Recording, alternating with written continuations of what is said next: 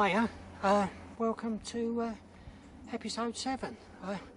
I was hoping to go to Linear Fisheries, as I said in the last vlog, but put the car in for service, and it's like under warranty. They said to me, oh, it needs a part on it, which warned me, I've got to get one. Alright, okay, fair enough.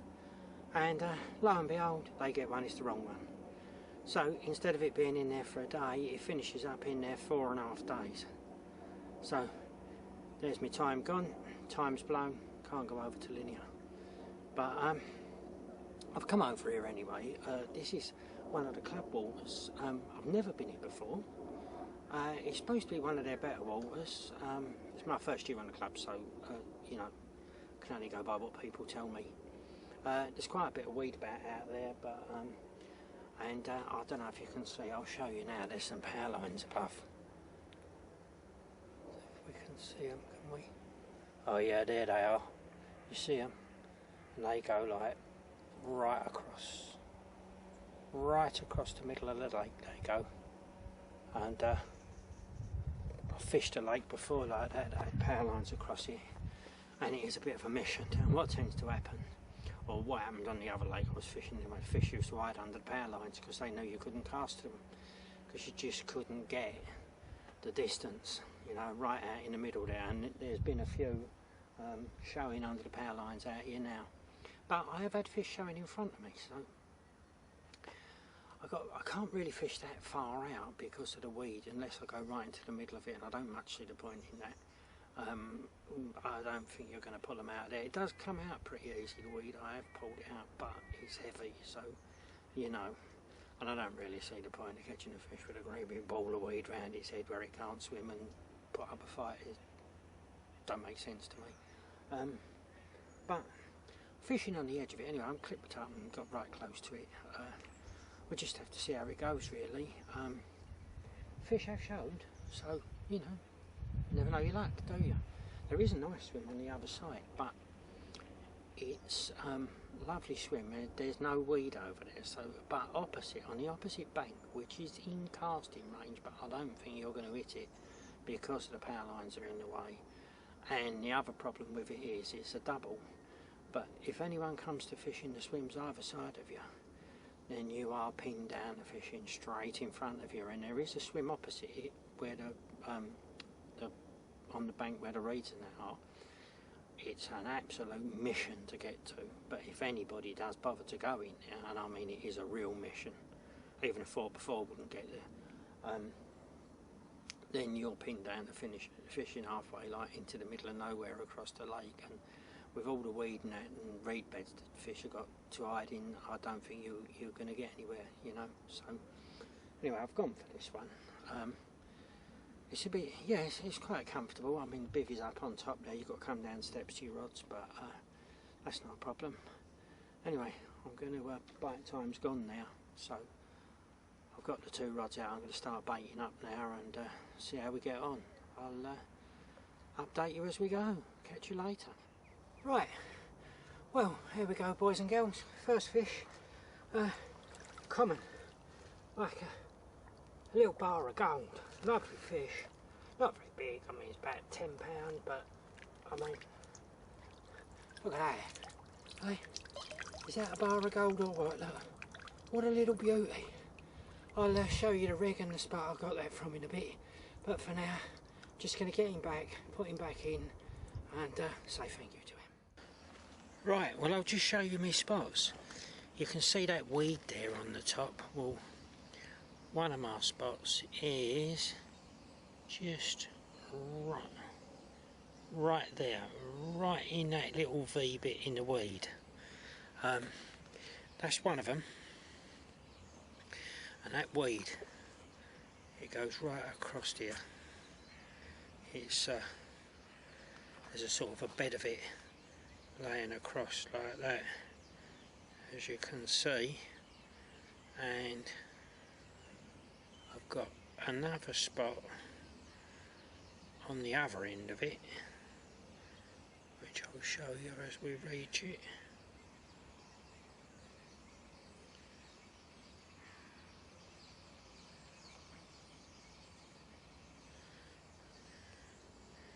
Just in there. That's another spot, and then I've been baiting up, but I've also got a third spot, which is, I'll just pull back a bit and show you. Right, there's another bed. There's another bed just along there, and in between this bed and that bed out there, I've got one about 2/3 of the way in between the two weed beds there. I've just had a fish off that, so I'm keeping them 3 spots going at the moment. I'm only using 2 rods, so I'm resting the middle spot at the moment and fishing onto the far right hand spot and the far left hand spot. And there was one just lunked out then, you probably saw that. I'll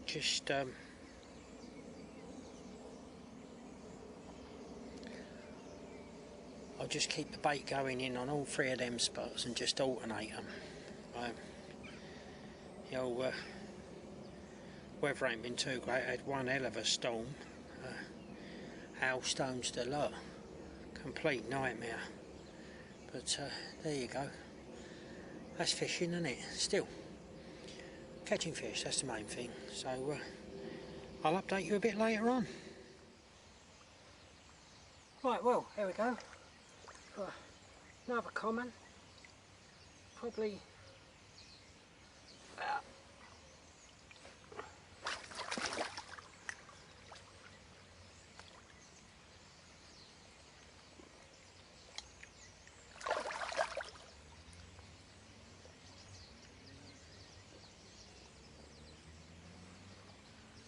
about 16, I would say, something like that.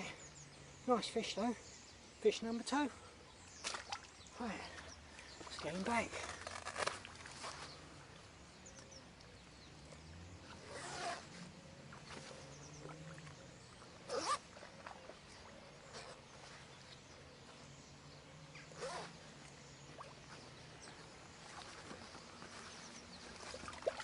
Slightly overestimated that. I did weigh him. He went 14.12, so yeah, not bad. I mean, second fish, doing all right. I'll show you the little rig that I caught that on in a bit. Morning. Well, as you can see by the way I'm dressed, it's not the greatest of mornings. It has been raining this morning. It's a little bit chilly. I mean, it's not cold or anything, it's just not as warm as what we've been used to, really, I suppose. Not like I can do during the night. I did have a fish actually, but I just didn't want to parade it in front of the camera. God, it had been so badly mishandled in the past that with a big mark in its side that looked like where it had been dropped. Its mouth was a terrible state. To be honest, I just unhooked it in the net, in the water, and just let him go. It was about 12-13 pounds, but when I seen them when they've been mistreated like that, I just can't believe it. It's unbelievable, and some people, you know, if they don't know how to handle them, just go and ask. So, but there you go, it happens.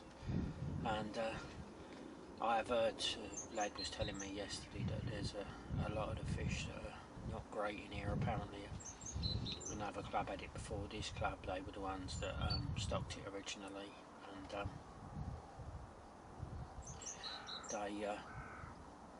there was apparently, he said, an illegal stocking in here, so I'm not quite sure what he meant by that, but the original fish that was in here, apparently no one knows where they came from.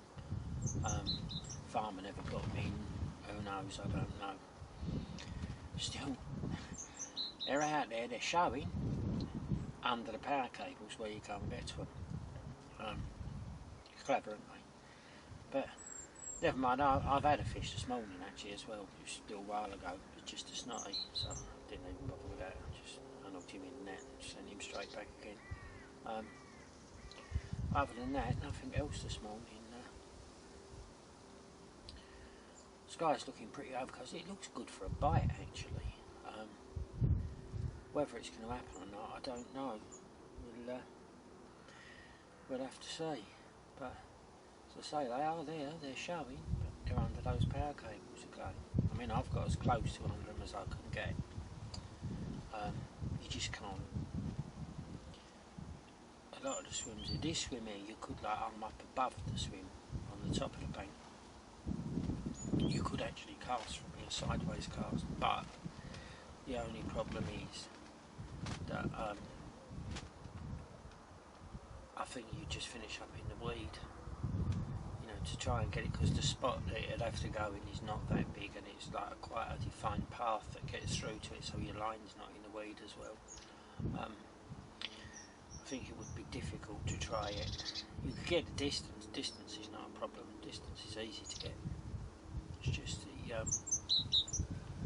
the actual angle, to get the angle of the cast right. But there you go. Never mind. We shall see. No bait boats or nothing like that allowed. So you got no way of doing it like that. But we'll see how it goes throughout the day. And looks like it's starting to brighten a little bit actually, but we'll have to see. I'll show you what I've been doing later on. I'll show you. It seems to be picking me up the bites. I mean, before I did this I weren't really getting bites, so it's an old-fashioned method really, but always worth a go, isn't it? You know, if you're not catching, you've got to try it, move things around and see what happens. Anyway, I'm going to finish my cup of tea now, and I'll update you later on, let you know. If I catch anything, obviously I'll show you it, as long as it's fit to be shown. But other than that, yeah, I'll see you later. Right, let's show you the rig I've been using that's been doing the damage. Right, it's a combi rig.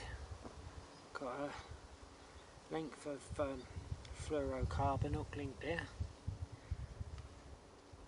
Small piece of coated braid camo, quarter sinker, quick clip, quarter anti-tangle sleeve, and an 18mm with a pink quarter floating cone on the top.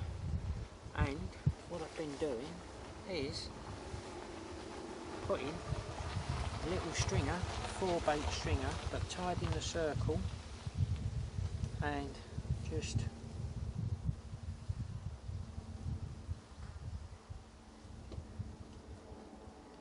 hooking that on like that.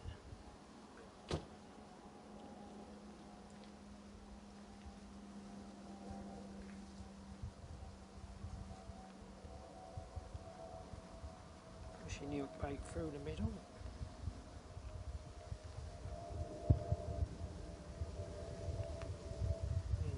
Carefully hooking that on the other side.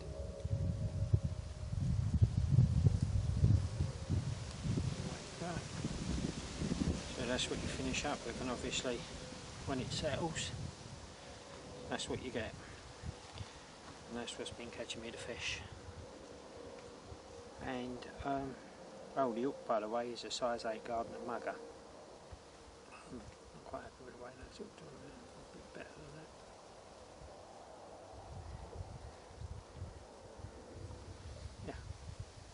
That's what's been doing the damage, so carry on with that and see if we can get some more.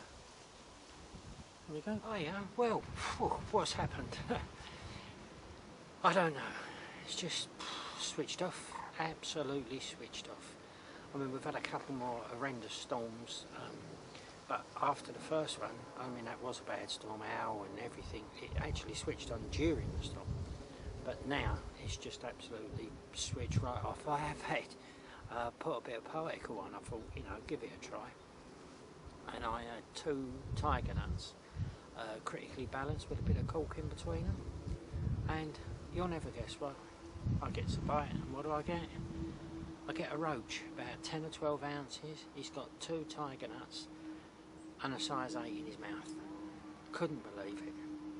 But there you go. Strange things happen at sea, I suppose, but yeah, I've tried everything. Pop-ups, different types of rigs, different baits, cutting baits down, tipping baits off, not having a tip on them. Just, I did get one, didn't feel very big, got it about halfway in and lost it. You know, I don't think it was hooked properly in the first, well obviously wasn't. But yeah, so I don't know what to do really. Just have to wait, hopefully see what tonight brings. I mean, the weather's cheered up a bit now. It's brightened up. I've tried to get them going on the surface. You know, where I am, I ain't even seen a fish on the surface or top out even. I've seen them in other parts of the lake, but I can't get to them. Other people are fishing now. You know, that's it, and you can only fish where the space is available. And basically, the lake's been pretty much pressured. When we caught them the other night, it was like there was hardly anyone here, but then since then people have just been turning up, and as they go someone else turns up. So yeah, I don't know, we'll just have to see what's going to happen. Hopefully something's going to happen tonight, but I'll let you know when it does. Show you the old swim I'm in. It's a bit tricky. I'm about sort of 6 foot above the swim with a bivvy and that. If you look there, I have to come out the bivvy, just run across there like that, and there's them steps. I've got to go down them steps. There's 7 steps there, down onto then, actually where the rods are is a nice little bit. It's a bit tricky in the night getting out there, like, because you come flying out of the bivvy, you know, especially where it's been raining. Gets a bit slippy, but hey-ho, only make do with what you got on it. There is, meant to mention it before, there's a few little rats and whatnot keep running across there and coming around and that. I don't know, like, obviously they come up near the bivvy and stuff like that, and what I do to keep them away from the bivvy, and so far it's always worked for me, I just done it in other places, like, but I'll show you. I've just been overnight putting a little pile of particle down there for them, and if you put a big enough pile, it takes them all night to shift it. They leave you alone, don't come near you, because all they're interested in is getting that grub that you've put down there for them. And I've done it before, you know. I had quite a few little mice, like field mice type things, at another place I was at, and they kept coming up trying to get in and all that business, and they start chewing. That's the problem, isn't it? So I've done that with them. I just put a little pile of particle down there, just left them to it. Took all night for them to get rid of it, you know. So yeah, not a bad little idea. I'm sure there's plenty of you got other ideas than that, but that's just what I do, you know. It works for me, so it's a little tip. If you are having ag with them and you've got a bit of particle with you, just lob a pile down and it keeps them occupied for hours. Well, there we go. Been a long time coming, but we've got us a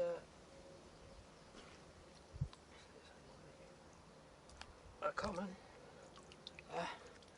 There we go. Not a massive fish, but the way it's been here this last couple of days, any fish is welcome at the moment. I'm just going to put this little fella back. It's only about like 9–10 pound, but you know, fish is a fish. Here we go with another common, about the same size as the others really. I'll just get him out, show you him, and then I'm going to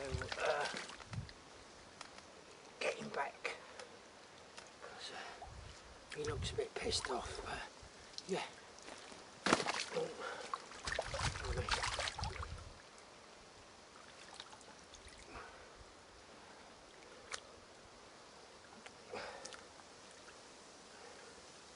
We got another common, just get you out and show you him. I'm going to get him back. He looks a bit pissed off, about the same size as the others really, but fish is fish, isn't it? Right, I don't see you again tonight, I'll see you in the morning. I'll show you the rig that done the damage to those last couple of fish. There it is. It's just bit of coated braid, cam fusion, Calder anti-tangle sleeve, little stick, and a spicy fish boilie with a little pink spicy, half a pink spicy fish pop up on the top, and a size 8 gardener mugger, and a little Calder sinker there. That's what's done the damage. I've had the bites since I put the little stick on. In the little stick, all it is basically is it's 4mm and 2mm dynamite krill pellet, and some fish meal ground bait. And what I've done, I've squirted some sweet molasses in there, mixed it up with that. Didn't put any water or nothing in, just used that to moisten it. And whether it's that or not it's done the business, I don't know, but since I put that on I've had a couple of bites, so who knows, maybe it was just coincidence they weren't on the munch at the time, maybe not. But anyway, I'm going to get this back out now, and hopefully I'll see you again during the night, if not in the morning. Morning, well, you can probably see all the gear's packed down now. I did have one more during the night, but I picked it up out of the margins and it came in so easy. It was about the same size as the others, and when I got it in the cradle it just went absolutely loopy. And in the end I just thought to myself, like, no, just put it back, because it's no better than the others. It was in better condition than some of them, I've got to say that. Maybe a pound or two bigger, but nothing really, you know. It was a nice looking fish, but it was just going crazy, so I thought to myself, well, I'm going to get soaked here. And this was at like 2:30 in the morning as well, so I decided I wouldn't try and put the camera on it, and I just put it back in. But it just goes to show, doesn't it, you know, we get a bit blasé these days about this. I mean, when I was a kid, we used to go to a place with my old dad called the South Essex Carp Fishery, and we used to strive there to catch crucian carp about sort of 10-12 ounces, you know, 8 ounces probably the general size. And if you caught one like a pound, it was like, oh, you talked about that for the next 6 months, you know. And I remember one day we was there, and there was a lad, he put a massive great cork-bodied float on, and there was an island about 30 yards out, and he's put about 8 swan shot on this cork-bodied float, and everybody's looking at him like he's mad, you know. And he's put a cast out right up to this island, and it was hard to cast in those days. You didn't get the distance like you do now so easy. You know, the line weren't so great, the reels and the rods weren't as good.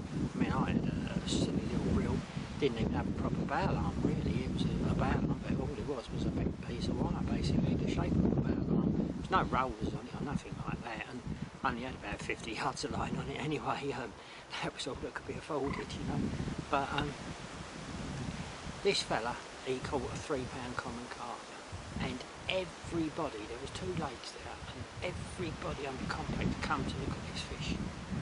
And like, that was a £3 pounder, and that was talked about for months and months after. Every Saturday when Dad took me down there we was, and everyone was chattering about that £3 common carp. Did you see that carp that fella caught? And now, you know, you catch one 10, 12 pound, and you just put it back, don't you? My poor old dad, he didn't even catch one anywhere near that size. He was probably lucky if the £2 was his biggest one he ever had, you know. And there was places you could catch bigger fish in those days, but they was like closed shops.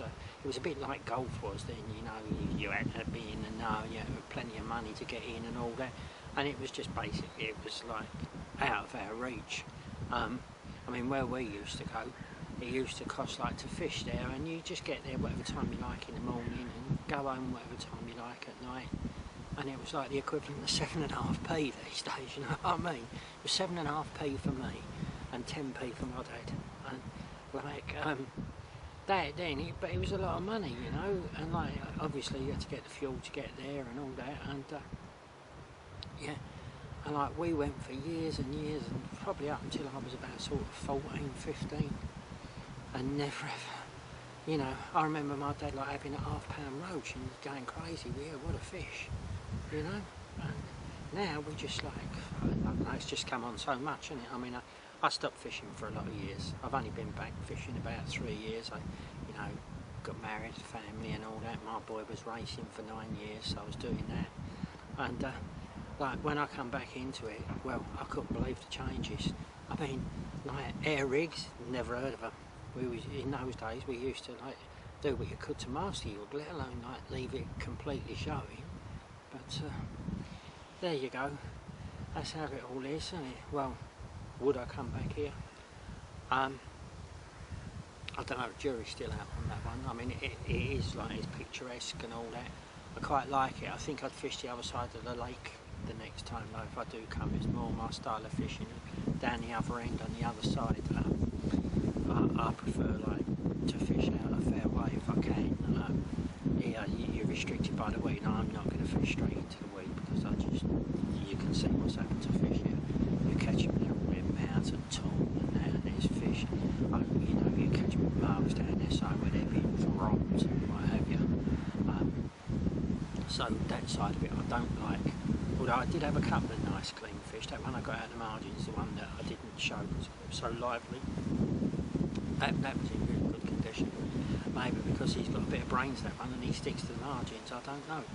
It didn't look like he's been caught too often. But yeah, I might give it another go, but as I say, I don't like catching fish that are in a mess like that because it just makes me feel sick, you know, the way they've been treated. And so, but it is much nicer to have surroundings wise here than it is where, you know, I go to the farm reservoir, which is just an old ground basically, but that's what we have designed for you. Anyway, all the gear's away. It looks like it's going to rain any minute now, so I'm going to get off home because we've got early start of work tomorrow. Thanks very much for watching, and hopefully I'll see you again. See ya.